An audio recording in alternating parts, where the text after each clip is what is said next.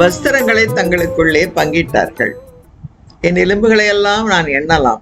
அவர்கள் என்னை நோக்கி பார்த்து கொண்டிருக்கிறார்கள். என் வஸ்திரங்களை தங்களுக்குள்ளே பங்கிட்டு என் உடையின் பெயரில் சீட்டு போடுகிறார்கள். சங்கீதம் 22:17-18 வரை. அப்பொழுது இயேசு, பிதாவே, இவர்களுக்கு மன்னியும், தாங்கள் செய்கிறது இன்னதென்று அறியாதிருக்கிறார்களே என்றார்.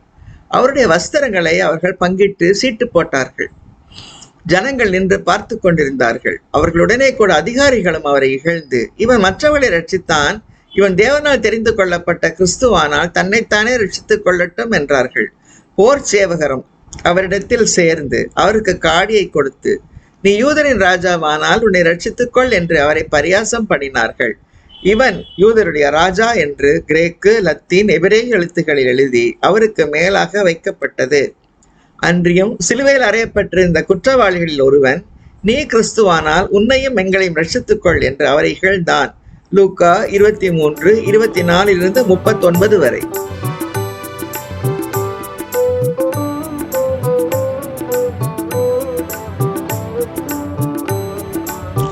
உடையின் பெயரில் சீட்டு போடுகிறார்கள். என் வஸ்திரங்களை தங்களுக்குள்ளே பங்கிட்டு என் உடையின் பெயரில் சீட்டு போடுகிறார்கள். சங்கீதம் 22:18.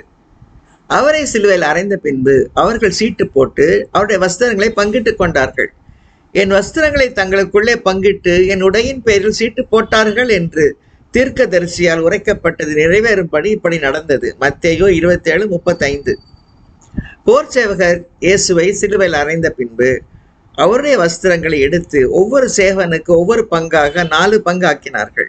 அங்கியையும் எடுத்தார்கள். அந்த அங்கி தையல் இல்லாமல் மேலே தொடங்கி முழுவதும் நெய்யப்பட்டதாய் இருந்தது. அவர்கள், இதை நாம் கிழியாமல் யாருக்கு வருமோ என்று இதை குறித்து சீட்டு போடுவோம், யோவான் 19:23-24 என்று ஒருவரோடொருவர் பேசிக்கொண்டார்கள். என் வஸ்திரங்களை தங்களுக்குள்ளே பங்கிட்டு என் உடையின் மேல் சீட்டு போட்டார்கள்.